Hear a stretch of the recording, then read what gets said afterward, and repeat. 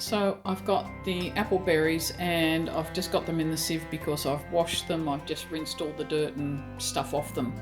And then I will actually be using my spoon to push the apple berries through the sieve and into my little saucepan.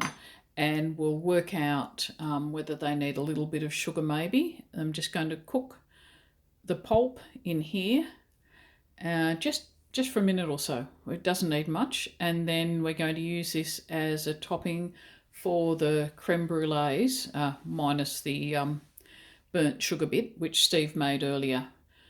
I just want to see how many apple berries I actually have. All right, that's a massive 47 grams worth of apple berries there. This is not a recipe, this is an approach, so it's really irrelevant how many berries you've got. It's more about the process.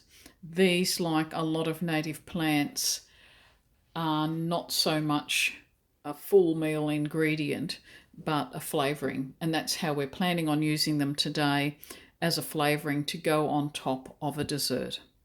I'm just going to take the berries and pop them back into the sieve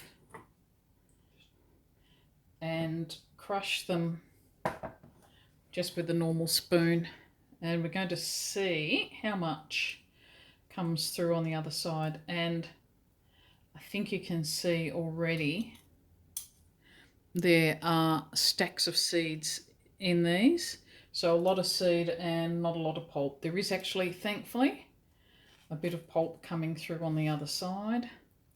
You can just see that there. Not a massive amount at this stage. Smells good. I really like the smell of these and the flavour. I think that they taste like a slightly spiced apple mix. And I'm presuming that's why the early settlers called them apple berries, although that's probably about the limit of the similarity to a European apple.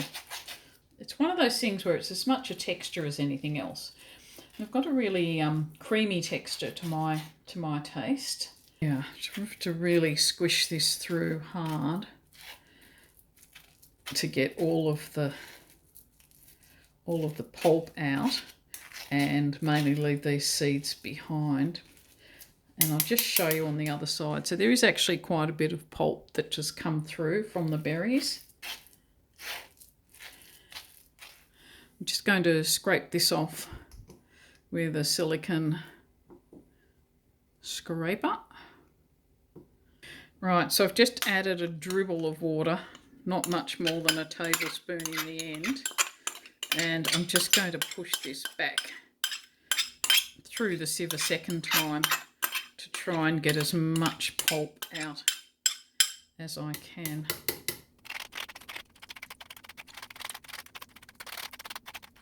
Yeah, it's definitely more pulp coming out this time. I suppose I could actually probably even put that with some water a third time to maximise the pulp. It's a fiddle, but the first time we've done this, so we really want to work out what's the best way to use these plants.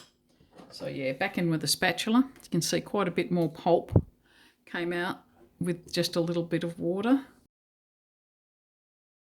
can see that this is definitely the job for the chef's apprentice.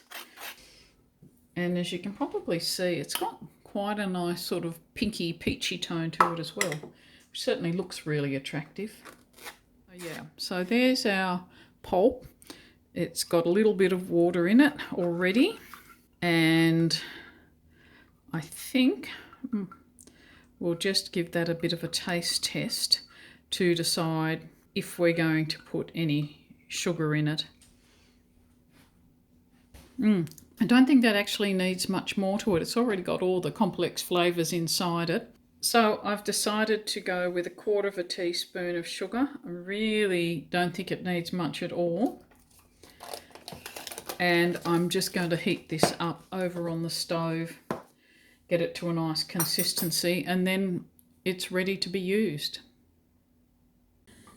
This part of the process is going to be really quick. I've added literally just 2 teaspoons of water to this, and all I'm wanting to do is just mix that in, make a softer blend. It was getting a bit stiff.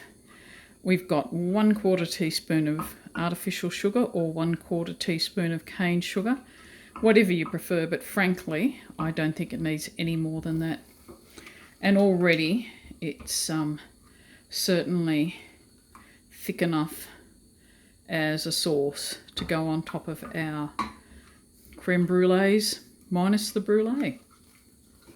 And that's literally less than a minute on the stove, and that's all it needs.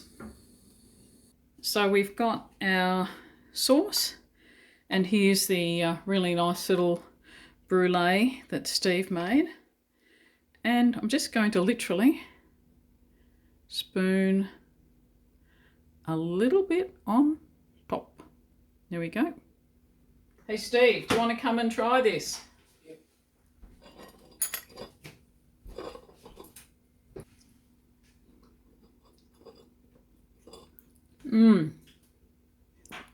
Yum.